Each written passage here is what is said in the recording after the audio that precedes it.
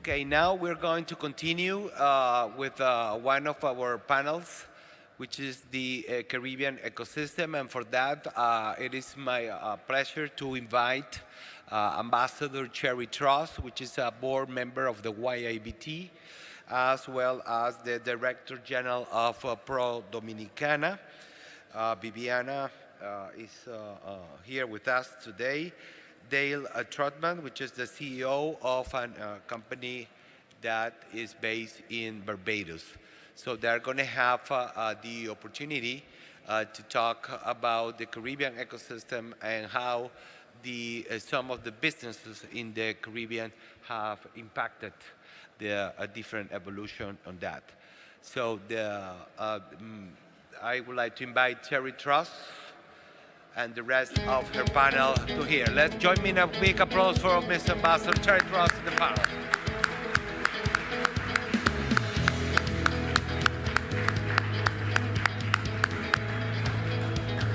Ambassador Truss is going to be your moderator, and I'm sure that you will enjoy the time that they are going to spend this afternoon. Thank you. Continue.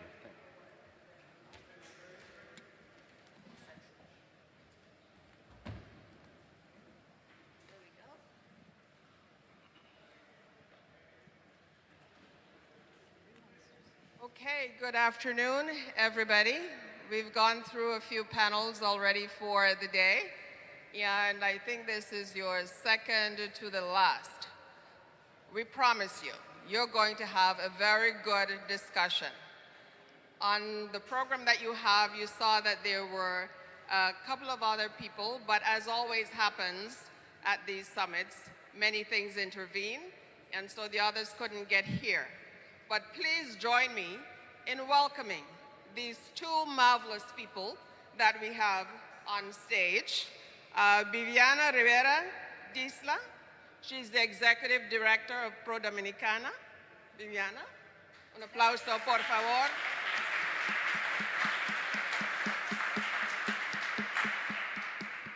And we also have Dale Trotman. He's the CEO and founder of Med Regis, which is based in Barbados. And I would like to add that Dale is a former winner of Take Americas in 2015. So we're going to see how he's progressed since then.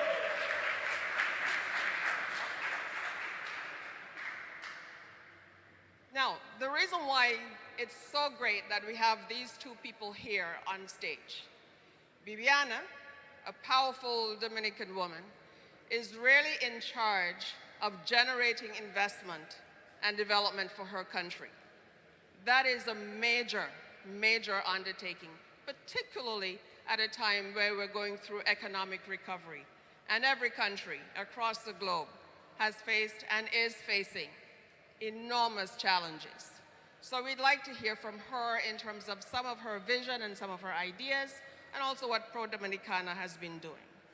Dale, of course, I think many of you will see yourselves reflected in him because you are here as young innovators and entrepreneurs.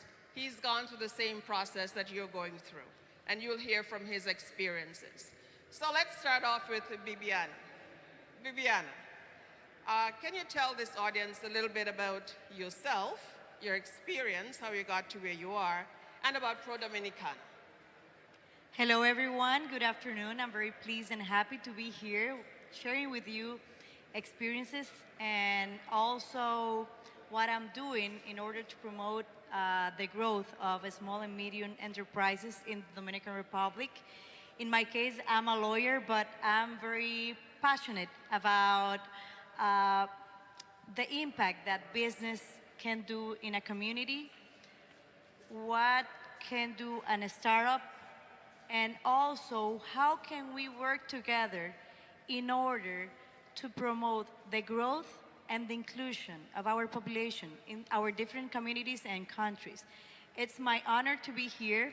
I was going to speak in Spanish, but my moderator told me to speak in English in order to make more accessible information for everyone. So sorry if in any occasion I go to Spanglish. In my case, as I was mentioning, I'm a lawyer, but right now I'm in charge of um, directing a very important institution, which is called Pro Dominicana. But what we do is to promote exports of services and goods abroad other countries and also attract investment to the Dominican Republic. These 2 years, because of the pandemic, were very difficult. I assume I was appointed in August 2020. It was like in the middle of the beginning of the pandemic. And I had a great challenge because I'm in charge of promoting exportation and everything was stopped and also attracting investment into the Dominican Republic. So how can we as a country, as a policymaker, could promote and continue to attract new investment, creating new opportunities for entrepreneurs in our economy if everything was like moved from the platform that we were supposed to be working with. But in my previous position, I was part of the Young Businessman Association in the Dominican Republic. I was the president, I was the executive director. I had the opportunity to create initiatives to recognize the work of entrepreneurs in the Dominican Republic, to recognize innovation, but not only ideas, actually real innovation in the Dominican Republic. We were able to cover all of our country, gathering all the different innovations that we're creating in education, in health, in the environment, in order to give a prize and award that help the entrepreneurs to start their business. But also, I had the opportunity, the amazing opportunity to create our first law to help the entrepreneurs in the Dominican Republic. So, in many areas of my professional lives, I have had the chance to impact not only in helping entrepreneurs, young businessmen or women, but also to collaborate with policymaking. And right now, I am in the middle of those two worlds. I work very jointly with the private sector. So in my case, my board is composed by not only governmental institutions, I'm part of 27 boards in the Dominican Republic to establish different companies in the border zone of the Dominican Republic, to establish free trade zones, in the filmmaking industry also, that we have many incentives. And right now, we as a country, we're in a very great position. We were able to recover our economy, our touristic sector, which is one of the most important one and one of the one that attracts more FDI into the island. We were able to maintain the average during the 2020, but we were able to grow in 2021. And this year, we're gonna beat that record. But also, in terms of export, we were able to create a resilient environment for our exportations, not only in goods, but also in services. And we are creating an environment and working jointly with other institutions such as the Ministry of Education, high technical institutions, to create and to prepare our human talent in order that they can provide different solutions of what's being demanded in the international markets. Because also Pro Dominicana is in charge of implementing our country brand. In the case of the Dominican Republic, we have established 5 pillars: tourism, exportation, investment, our culture, and our citizenship. And we have a very young population. So for us, it's very important to create not only policies, but also actions to promote entrepreneurship in the Dominican Republic, to promote innovation. But it's a work that cannot be done individually. We have to work with the academy sector, we have to work with the industry sector, we have to connect also the vision of the private sector, but also the public sector. I think I've got standard. Sorry. No, no, that's fantastic, Bibiana, because what we're hearing is just the scope of the work that you have to do at Pro Dominicana, which is really quite impressive. And quite frankly, seeing that in 2021, in 2020 and 2021, you were able to do as much and as well as you did, despite the pandemic and despite the global situation. I mean, I think you deserve some applause for being able to do that for the Dominican Republic. Voy a decir ahora que usted puede seguir en español porque yo sé que vas a sentir mucho más cómoda. Entonces, lo que quiera en términos del idioma.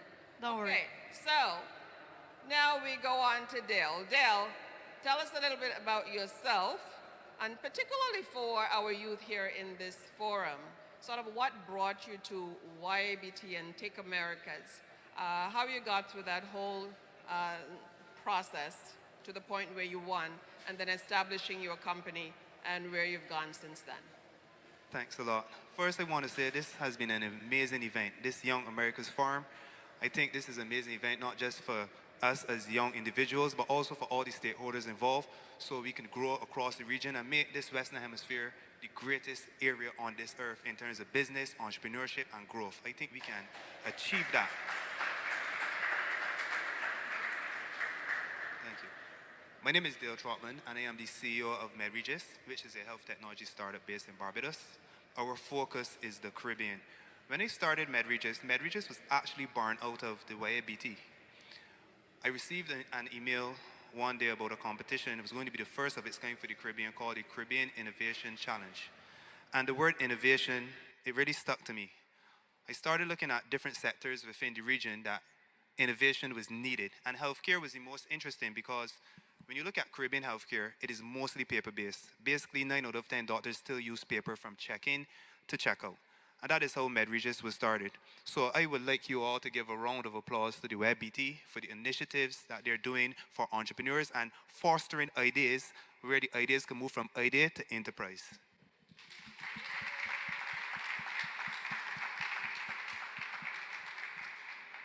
Now, my team, about my journey, I'm going to speak mostly about perseverance and vision, because I'm not going to pretend, I'm not going to stand up here and have this ultimate poise like I had everything figured out from the beginning. A lot of people think I'm a developer. I'm not a developer. I had no funding. Obviously, in the early stages, my understanding of health technology was very limited, and I had no partnerships. But I knew MedRegis was what I wanted to do as an entrepreneur. I had some other ideas prior, but I knew this is what I wanted to do. So the first thing I did, I said to myself, you need to understand health technology. So what is the best way to go about this? I was on LinkedIn. I started to search the most important health technology groups. I add myself to those groups. I created conversations in those groups. I didn't ask anybody for anything, but I created conversations that I knew would have create further conversation. And some of these conversations became the top conversations within these groups.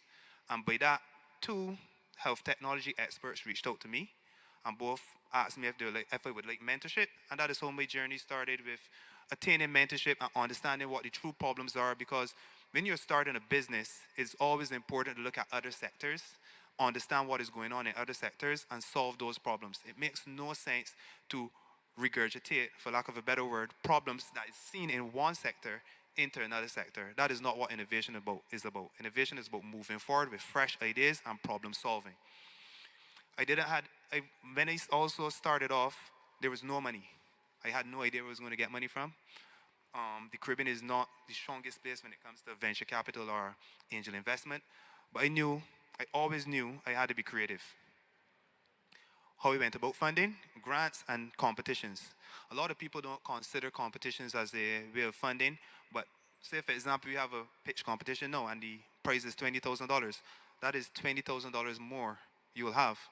That's $20,000 more that could go towards development, marketing. So I always look for competitions. I always look for grants. I'm always applying for competitions and grants.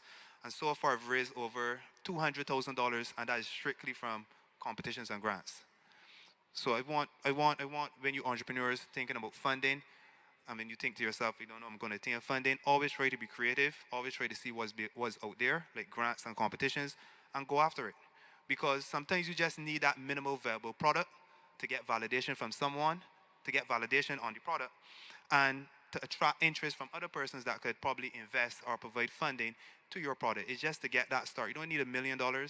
You don't need $500,000. You just need enough that you can make that start. And I will also speak about the development team that I'm working with. When I reached out to the development team I'm working with, I had no funding at the point in time. But I said to myself, I must find a way to convince this person to at least help me structure the application. I reached out to the managing director of that company. I told him, I don't have any funding, but I want you to help me with this, and I want to pitch to you my idea for the Caribbean.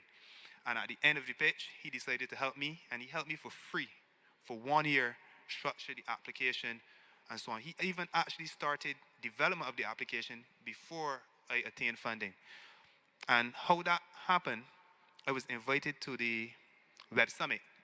And when you're invited to the Web Summit, I was invited as an alpha startup. They provided 4 tickets. I offered him one to come to the Web Summit, and these tickets are expensive. So he would have just had to pay airfare and accommodation. And that he was happy about that. And that allowed me to meet him in person. So to have that personal contact now with him. And I guess from that, the trust was built, and he started development even before I achieved funding, because he had the belief in me that I would have achieved funding. Another thing I want entrepreneurs. Oh, pardon? Okay. Another area that I also want to talk about is partnerships, especially for Caribbean entrepreneurs, Latin America. Sometimes we may not have all the resources we need, but we have to seek out partnerships. Recently, we signed a partnership with Doxy.me, which is the biggest telemedicine company globally, to provide telemedicine throughout the Caribbean, and also we'll be looking at Latin America as well.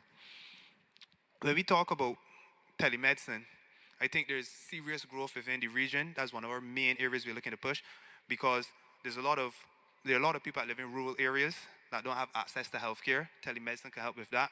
There's also, I spoke to a lot of hospital executives, and they're showing that a lot of the appointments, they're dropping out. The appointments are being dropped. Telemedicine can help with that. So we could craft a strategy for telemedicine throughout the region.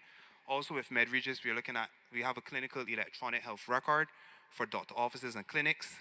We want to try to move the Caribbean, especially doctor offices and clinics, move away from paper and be digitized. COVID showed us why we need to digitize healthcare in the Caribbean. There's too much paper, too much information that's inaccessible, and too much problems are being caused. Thank you. Okay, so there are several things I want to pull out of what you just said, because that's important for our audience. You spoke to the importance of mentorship, because you had somebody who really worked with you and did that at no cost, which is amazing. So that's wonderful, and you really want to find somebody who's really invested in your initiative, in your project, in your business idea, who can work with you and help you bring it to fruition. You also talked about financing and how difficult it is to get it, and I know everybody runs into that same problem. So that is certainly one of the things that all of us want to hear more about. And I'm going to use that to segue into my next question for Bibiana, because Pro Dominicana, as the major investment organization, agency in the Dominican Republic, has really a large responsibility. And you're working with youth, and you're working with investors, and you're working with business people, and you're doing all of these amazing things. And you mentioned that you created the first entrepreneurship legislation in the Dominican Republic, which is fantastic. That you're on more than 20 boards, which is amazing. I don't know how you sleep. But in addition to those things, what kinds of policies or measures or programs have you put in place really to create the kind of nurturing environment for entrepreneurship and innovation and support youth in their endeavors?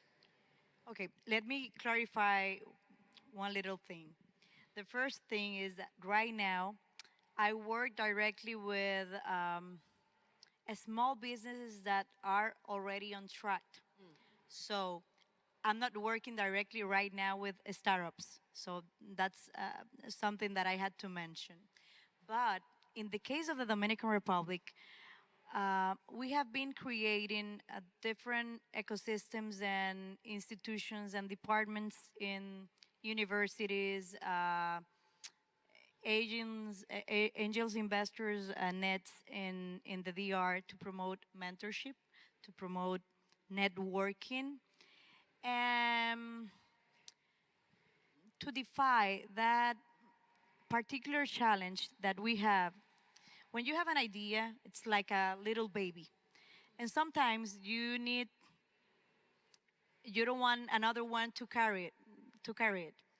But it's very important that you always hear different experiences regarding your business or the experience that different people had in the implementation of an idea or a project. Why is that very important? You can have the best idea, but not all the time you will be able to connect all the dots. And sometimes we don't look at around the community. And it's important to see how many problems the different communities, especially in Latin America and the Caribbean, we have, and the different challenges that we have, and how can we, as entrepreneur, can create different solutions as Dell was able to create and to implement. But one of the, or maybe the greater challenge is is finance. How do we finance something that we do not know if it's gonna work? And after you establish a formal company, in the case of the Dominican Republic, you must start paying taxes. So sometimes you don't want to get formal, or you rather operate in a different environment. But it's important to create that trust to receive the funds so your different partners can believe in the idea. But also, as a government, we have been implementing different policies. 2 weeks ago, we launched our first innovation policy.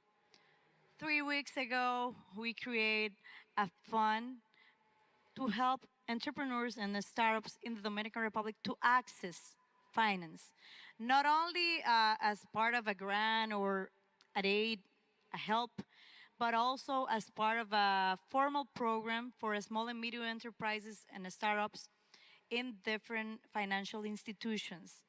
And that's a greater challenge. But one advice that I must give is the fact that sometimes we get disencouraged. I don't know if it's discouraged by all the doors that are not open. We have a great idea in a different sector, we believe in it, but we are not able to open the doors. And a friend of mine always said, if you open a door, if you try to open a door and it's not open, you knock the other one and it's not open, then create your own door. You can create your own door. If you believe enough in your idea, in your project, but especially that you must give all that you've got in order to implement that. To be an entrepreneur is not easy, not at all. Sometimes you fail, sometimes you win.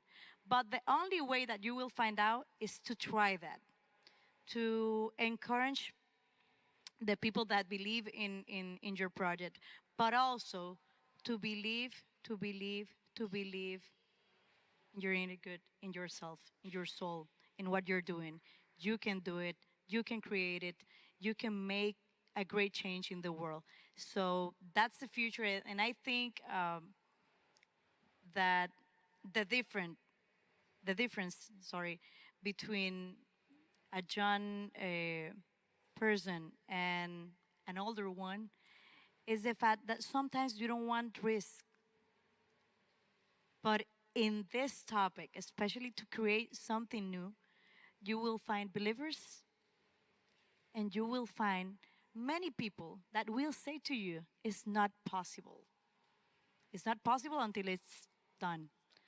So I think Dale can share more experiences about that. But I've been working a lot of with many different projects, and one of the things that I have in our exportation plan is how to create a culture for our business to envision the fact that they can burn globally. You must sometimes start very small. But if you have the vision that you're gonna be global as a company, you can be global. It's more difficult to adapt after you are out in the market than if you, when you conceive your idea for the first time, you thought that not only the market, not only your country, but that you can be an international company.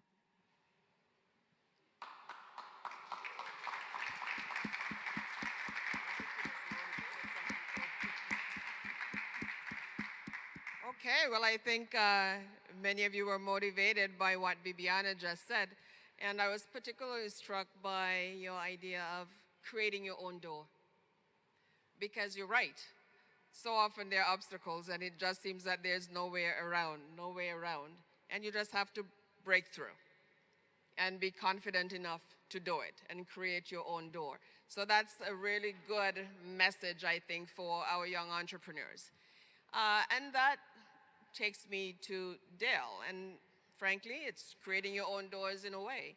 Because I think over the last 2 years with the COVID pandemic and within the Caribbean, we saw that this highlighted some of the structural weaknesses in terms of the healthcare system. Now, your background is in health technology. So putting those two things together, give us here as a group your thoughts about how you see healthcare and healthcare delivery being transformed in the Caribbean going forward, given your own knowledge and your own perspective on the industry. Okay. Health technology within the Caribbean is embryonic, but I think there's a lot of opportunities we have in the Caribbean that other regions may not have. When you look at interoperability, for example, interoperability is the ability for systems to connect and understand each other. Because we have a large paper-based system within the Caribbean, this is something I believe we can get right in the Caribbean. This is something that countries like the US, UK, or Europe are trying to achieve, but because there are so much different systems, there's so much different rules and laws and regulations in place, it is extremely difficult. But the Caribbean don't have that. And if we could have an interoperable network throughout the Caribbean of healthcare, where systems understand what my diagnosis is, what prescriptions I have, why this is occurring with this patient, and this is throughout the Caribbean. Then we could look at regional health tourism, and this is something that I believe that can be a big area for healthcare and the region, not just as it relates to nationals or people that live within the Caribbean, but also from outside. When we look at also the fact that, as I mentioned earlier, one of the biggest problems in health with electronic health records is usability. We can solve that as well. If we can solve the usability issue with electronic health records, we could start to look at interoperability. We could start to implement these systems within public and private healthcare. We are looking at a region that can become one of the dominant regions as it relates to health technology. And I really believe if we push this in the Caribbean, this is one sector that can really grow within the Caribbean, and that's largely due to the fact that health technology is embryonic. In speaking with Doxy.me, who I have the partnership with, they're very interested in the Caribbean for that reason as well. There's a lot of growth that can happen in healthcare in the Caribbean. They see the Caribbean as an area where telemedicine can seriously grow.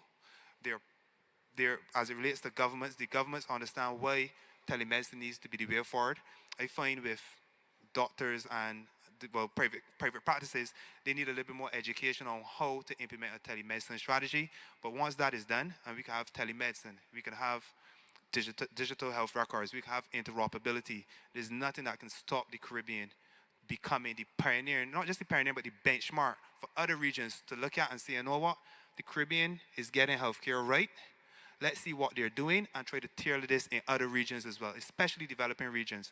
And I think Africa would be a very good place, especially if you could get healthcare right in Caribbean, that we could then say, you know what, let's see how we can do some things in Africa to build Africa as well, because obviously there's a deep connection between the Caribbean and Africa, and that could grow, that can grow to a point where we have the Caribbean develop with health technology, and also we are developing countries in Africa, such as South Africa. I reached out to South Africa about the telemedicine, and that seems to be going positive. So it's about developing regions, getting healthcare right, and showing the major countries that we can do it. We may be smaller, we may not have as much resources, but we have an environment that we can look at and foster change and adapt. Okay. So yes, we can do things as a smaller countries, but with certain abilities and capacities and talents, clearly there's much that can be done. And I think we have this wonderful opportunity working with the Dominican Republic, which I like to think of as one of those countries that's beautifully positioned to really be a facilitator. Because the Dominican Republic is Central American, es un país centroamericano, es un país caribeño. In the middle of Entonces, you know, as a Caribbean country and a Central American country, as we're looking to expand markets and also expand partnerships, I think the Dominican Republic can really be a facilitator and a good partner in that, along with Belize, which I see Belize in the audience as well, both Central American and Caribbean. So can you speak to that in terms of how you see the Dominican Republic potentially playing this kind of role of bringing these markets together and integrating them a lot more? Yes, of course, that's a great question. And when you were saying, as a Caribbean region, we can do it, we can add value, it's true. It's totally true. We have to create more synergies and bridges between our countries. Sometimes we do not know how to work together in the Caribbean region. In example, when I talk to an exporter, he always say, "Well, I want to export to the U.S. market." Of course, it's the biggest market. We have great access, great connectivity. But in the case of the Dominican Republic, which is a country that is strategically located, we see the Caribbean region and the Central America as a population and a market that with great potential. In our case, the Dominican Republic regulatory framework, we have 6 trade agreements, some partial agreements in regarding trade, and that grant us access to more than 1.2 billion consumers around the world. In the case of connectivity, not only we have 12 cargo ports, we have almost 400 direct flights, but also we have connectivity to 28 of the Caribbean islands. And that's a huge market because not all of our countries can produce all the things that we need in order to supply the change of the needs of the industries or the services. We have a great potential providing services in our different countries because of the language.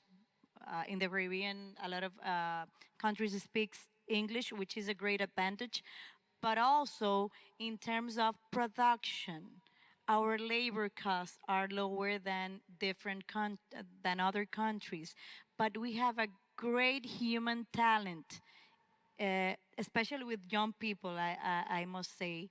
But we have to take advantage of the problems that the market is bringing. And I would like to refer to that because sometimes we think we must create like a huge idea, a great company, but in small solutions, we can have a great market.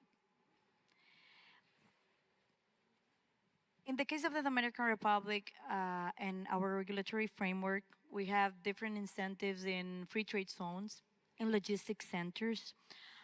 We have great connectivity, as I mentioned, but also we want to grow.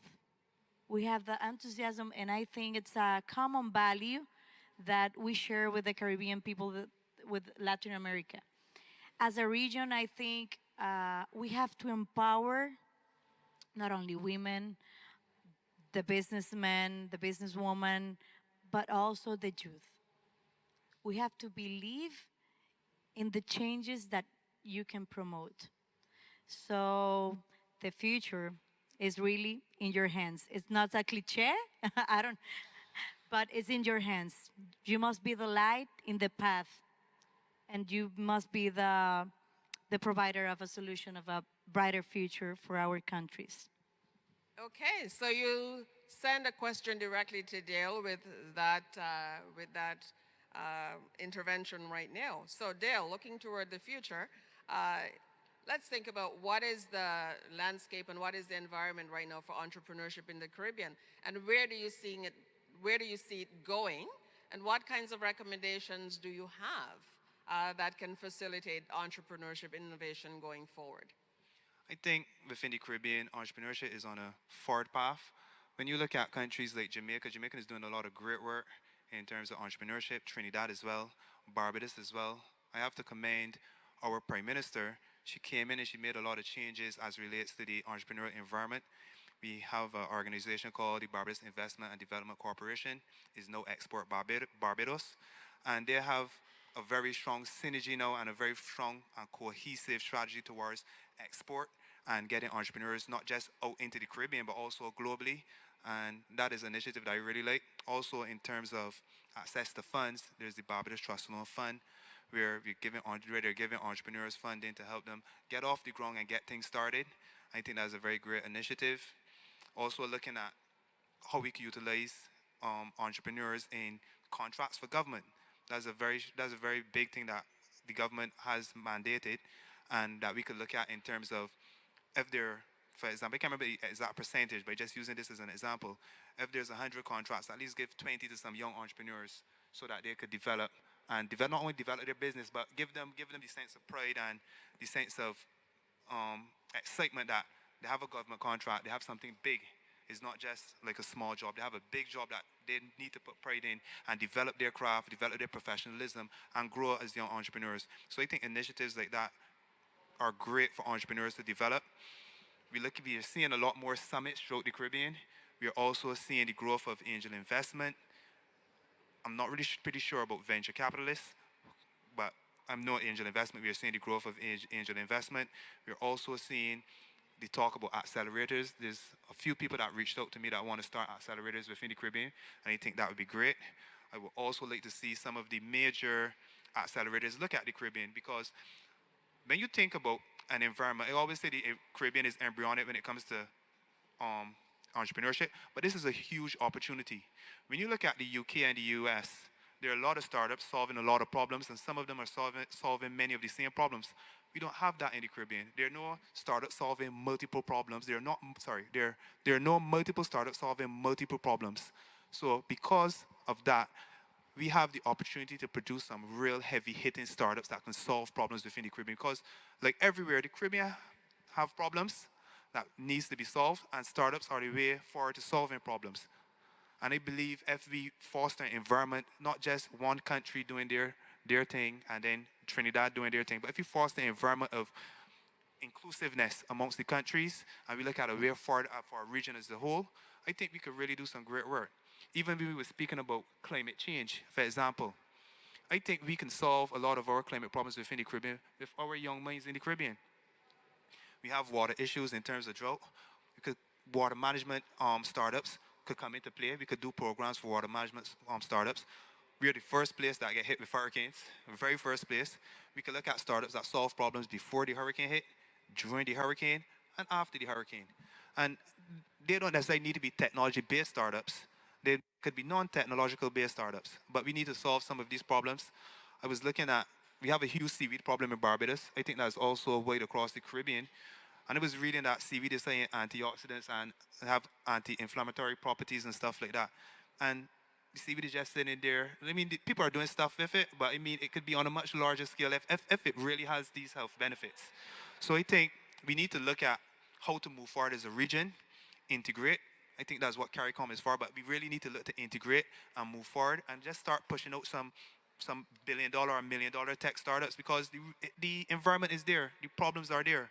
It's just to create the environment where I could strive, or another young entrepreneur could strive, or even a 10-year-old kid that's looking at a problem and saying, you know what, when they get 16, 17, I want to create this startup to solve this problem. I think that's where we need to get to in the Caribbean. And I'm asking investors to seriously look at the Caribbean because US is already saturated. We aren't. Come and help us solve some problems in the Caribbean. Come and help the Caribbean become a tech hub and a region that can be looked at as a region that came from mostly paper or mostly old methods of doing things to integrating technology across B2B, B2C. And B2B technology is emerging in the Caribbean. I think there's a lot of potential for B2B startups in the Caribbean because a lot of businesses don't integrate technology the way you would see it in the US or the UK. And it creates a lot of problems. There are a lot of inefficiencies within businesses within the Caribbean that I think tech startups can solve. And we need to look at this problem holistically and drive entrepreneurship. Okay, so you mentioned potential, but also there's capacity and there's talent for what we need to do. Now, we only have a few more minutes, so if anybody has questions, I mean, I don't see any microphones, I don't know where they are, but if anybody has questions, I mean, raise your hand and we'll figure it out. We'll make it work. In the meantime, while we get that sort of going, two questions. I mean, for Bibiana, because you've got such a rich and varied background and experience. And I think we'd like to hear from you sort of what would you consider perhaps your biggest success as a professional? And then within the context of Pro Dominicana, what has been Pro Dominicana's biggest success from your perspective? I think the greater challenge, but also the great success that I had, the greater success that I had, was to position Pro Dominicana as a crucial agency for the economic recovery of the Dominican Republic. We were able to do that in a very challenging environment, but I will also take advantage of the intervention and say a final sentence that I think gather and assemble my feeling about entrepreneurship.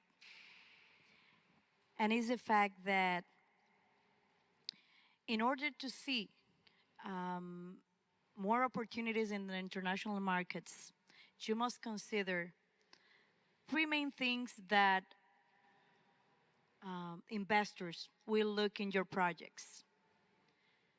The first one, if your project has, in a certain way, innovation in process, in the idea, or in the implementation. Second, the sustainability. Now we are moving into a more conscious production of all the things that we do. Not only in terms of industry, but also in terms of what we are doing to change and to reverse all the damage that we have been creating regarding climate change. If your project can help with that. But also how the project improves the access or the development of a community.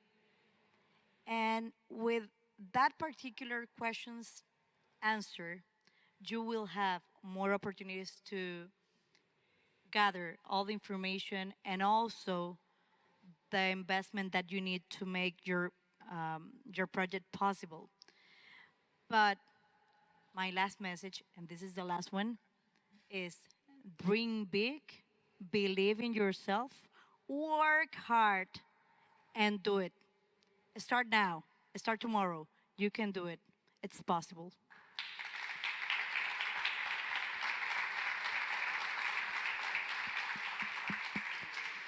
You know what? I think that is a perfect way to end. You can't get any better than that. I think I could top that. Now, Dale, do you have any closing words that you want to add? But that was fantastic. And I think from the reaction we've gotten from the audience that they completely agree. Dale, if you have a few words that you'd want to say at the end, because we're running out of time. There's no problem. My main words would be to always look to persevere, always try to move past your problems, and always look ahead. Do not wait till you reach the next step to then be planning for that step. Plan for the fifth step at the first step, plan for the tenth step at the fifth step. Always be thinking ahead, because entrepreneurship is very dynamic, it's not static. You cannot wait till you're one place to then decide to plan. You always have to think ahead and persevere. You always are going to have problems, but the way you deal with those problems, the way you lift yourself up when you fall, that is what's going to matter. Thank you.